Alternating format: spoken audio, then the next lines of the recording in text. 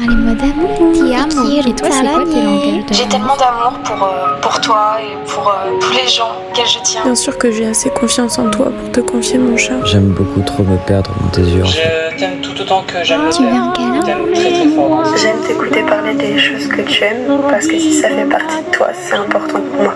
Parce qu'en ce moment, le monde est ravagé par la haine et la désolation parce que celles et ceux qui aiment, qui ont aimé et qui aimeront dans la forme qu'ils et elles auront décidé d'aimer, laissent une trace. Parlez-moi d'amour, un podcast réalisé par Nausicaa Gloris avec l'aide précieuse de Westrack Radio.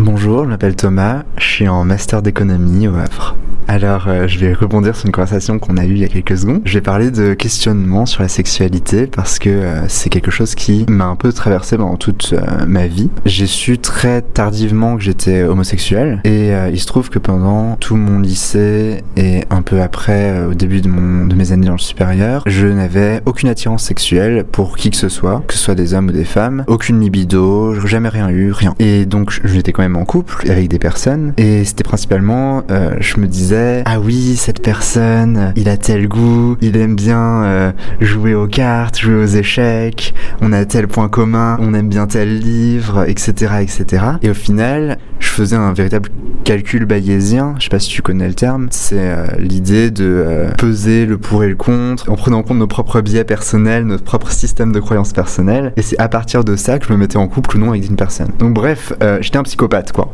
en gros.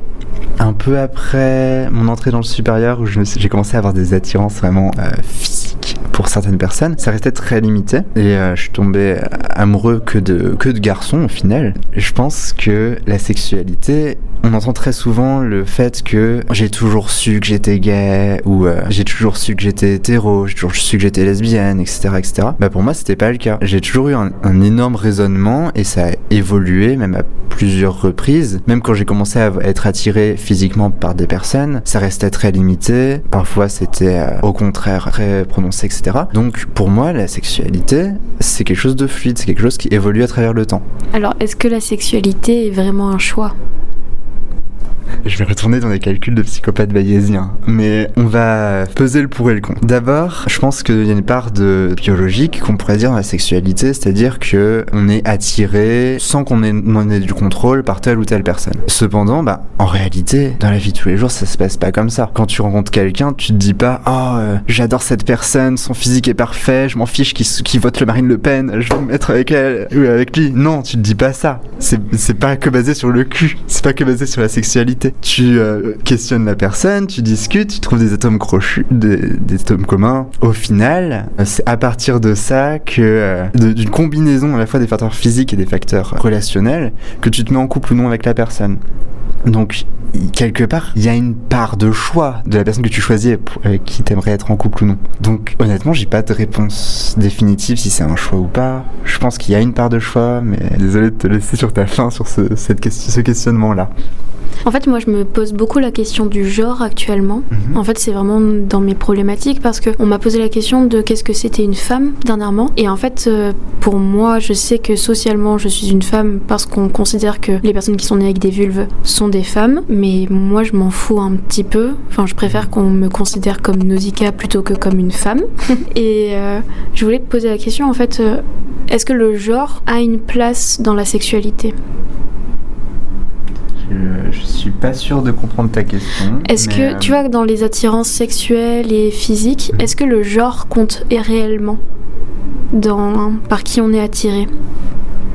Je pense que la réponse, pour moi, c'est oui, puisque à titre personnel, j'étais attiré que par des hommes et je ne prends pas en compte le fait que ce soit une personne trans ou non lorsque je me mets en couple. C'est uniquement en fonction de si j'aime la personne en tant que telle. Personnellement, ça me convient. Après, je pense que chacun est libre de ses choix. Ne vous inquiétez pas si vous ne voulez pas sortir avec une personne trans. Je pense que personne ne vous l'impose en fait. Je sais qu'il y a beaucoup de polémiques avec des personnes qui se sentent piégées par le fait d'être sorties avec des personnes trans sans le savoir. Dans la réalité, la plupart du temps, les personnes sont au courant de ce genre de choses. J'ai un ami qui est attiré par les hommes et qui me disait que c'était plus compliqué d'être gay que d'être hétéro, parce qu'il y a moins de personnes gays que de personnes hétéros. Est-ce que toi, tu te reconnais dans ces paroles-là ? Je suis absolument pas d'accord. J'ai beaucoup d'amis hétéros. Je sais qu'il y a, pour eux en tout cas, beaucoup de problèmes pour essayer de trouver quelqu'un, etc. Beaucoup de pression sociale à se mettre en couple. Je trouve que l'ambiance de la communauté LGBT et l'ambiance de la communauté gay fait qu'il y a beaucoup de manières de points de rencontre, pour se retrouver, etc. Et ça fait que notre manière d'évoluer dans la communauté LGBT sont très différentes des manières hétérosexuelles.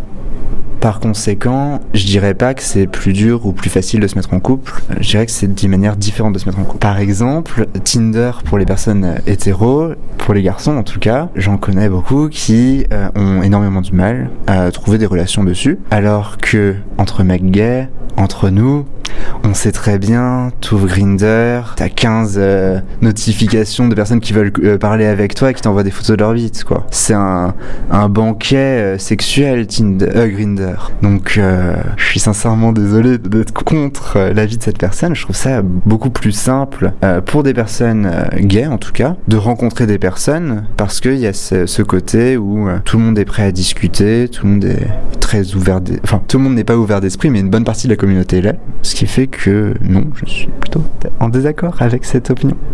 Comment on se crée notre propre univers romantique homosexuel lorsque la quasi-totalité des représentations dans la pop culture sont hétéros ? On est à l'ère d'Internet.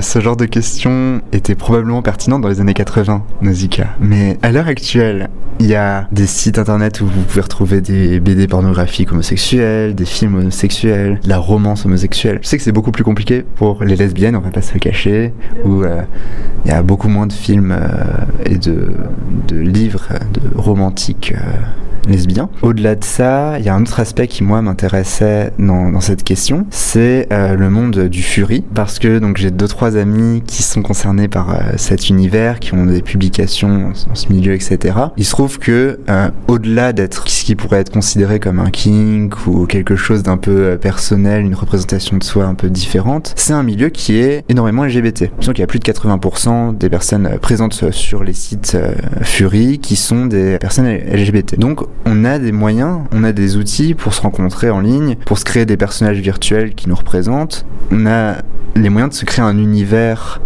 totalement différent du monde hétérosexuel, qui nous est propre, qui est défini par nos propres règles, sur lequel on peut évoluer. Au-delà de ça, je parlais du monde un peu furie, parce que j'ai notamment une amie qui a créé son personnage féminin alors que à la naissance elle était assignée homme. Elle s'est donc servie de cet espace virtuel pour faire des expériences, voir comment les personnes dans cette communauté réagissaient, et se créer un genre de cocon qui l'a mis en confiance pour transitionner dans la réalité. Ça me semble être quelque chose en fait de primordial, le fait que maintenant on puisse enfin dépasser cette question de se créer un imaginaire et pouvoir enfin se servir des outils d'internet pour pouvoir s'exprimer et exprimer la personne qu'on est nous et la personne qu'on veut être. Est-ce que tu peux juste donner une définition de ce que c'est le furry ? Le furry, c'est un domaine artistique où des personnes représentent des êtres humains de manière anthropomorphe, c'est-à-dire entre l'être humain et l'animal. Et à ton avis, pourquoi il y a 80% de la communauté LGBT ?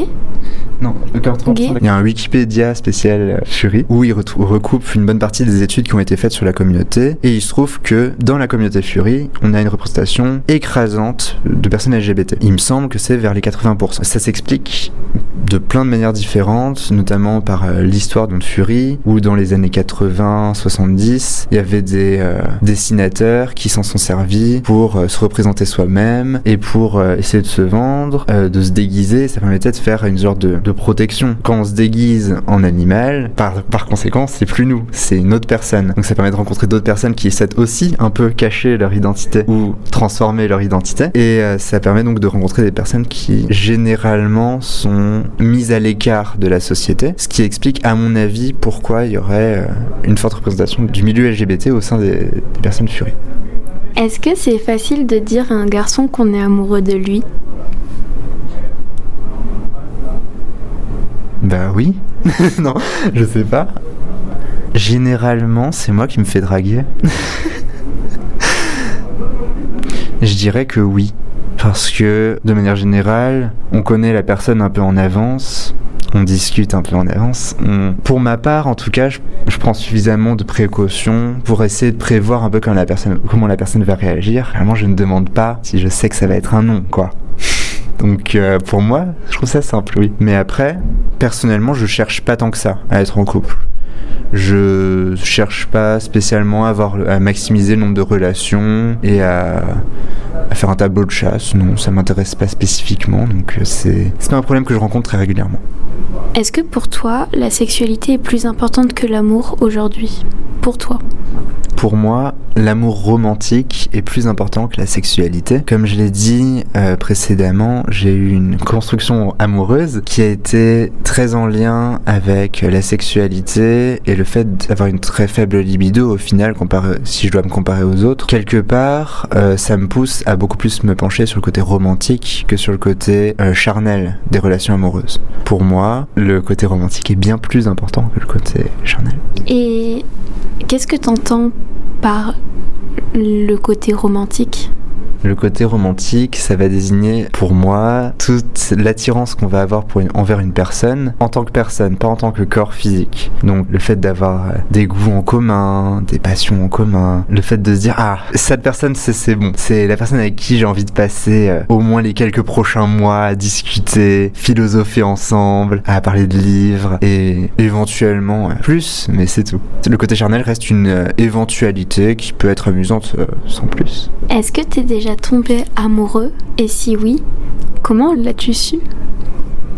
Oui, je suis tombé amoureux plusieurs fois. Et systématiquement, c'était d'abord une rencontre en tant que personne, puis au bout de plusieurs mois, au bout de plusieurs discussions, etc., je pouvais commencer à développer une attirance charnelle pour la personne et donc me mettre en couple avec elle. Donc oui, j'ai su à plusieurs reprises que j'étais amoureux, mais j'ai jamais vécu de coup de foudre ou de je ne sais quelle foutaise que se transmettent les couples habituellement. Je dis foutaise, c'est pour me moquer un petit peu de vous, les autres personnes.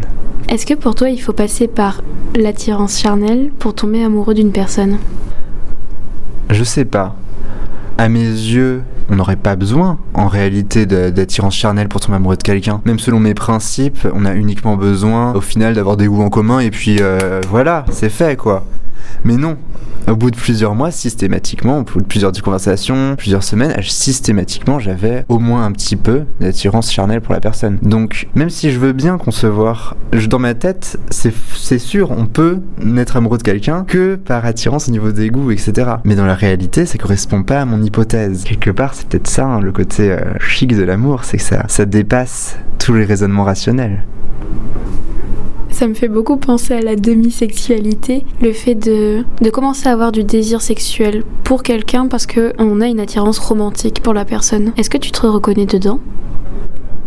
Je pense qu'actuellement, je me reconnaîtrais là-dedans, oui. Lorsque j'étais au lycée, je me posais beaucoup de questions. Je cherchais absolument à avoir un label pour me définir. C'était un peu absurde. Je cherchais des définitions. Je me disais, au final, les personnes avec qui je sors, c'est plutôt des personnes intelligentes. Peut-être que je suis sapiosexuel ou sapioromantique, peu importe la définition, le terme que vous utilisez. Ensuite, je me suis dit, peut-être que je suis asexuel puisque j'ai aucune attirance charnelle, que ce soit au final, même si je sors avec des gens. Donc, ensuite, j'ai commencé à avoir de l'attirance charnelle pour 2-3 personnes. J'ai dit peut-être que je suis demisexuel. Au final je me suis rendu compte que je sortais qu'avec des garçons, donc peut-être que je suis homosexuel ou gay. En réalité on s'en fiche, non ? Pour moi c'est genre imposer un label sur des gens, ça me paraît absurde. Genre tant que vous kiffez et que vous faites du mal à personne, en vrai, moi ça me va, hein. Et je me définirais donc pas au final comme demisexuel.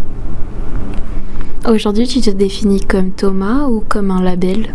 Aujourd'hui, j'ai conscience que les personnes attendent de moi une réponse quand ils me posent cette question. Par conséquent, pour ma petite personne, je me définis comme Thomas. Quand on me pose des questions, je dis que je suis gay parce que ça me semble être la manière la plus simple d'expliquer les choses et qui est la plus comprise par le plus de monde. Donc, j'ai pas envie spécialement de décevoir les gens en disant que je suis attiré par pas grand chose, mais quand même un peu, mais principalement des garçons. C'est un peu compliqué en fait d'expliquer tout ça. Donc, je préfère simplement dire oui, je suis gay. C'est une manière un peu plus succincte d'expliquer les choses. Moi, quand on me pose les questions, je dis je suis Nausicaa et j'aime tout le monde et voilà. Moi j'aime pas tout le monde. Mais Chacun ses goûts, hein, Nausicaa, je te laisse faire. Hein. Tu peux kiffer tout le monde si tu veux. Tu te voiles la face en aimant tout le monde. Mais non, il y a plus de choix. Ah, c'est vrai. En vrai, c'est vrai. Faut pas se limiter à 50% de l'humanité. T'as raison. Plus on est de fous, plus on rit, Nausicaa.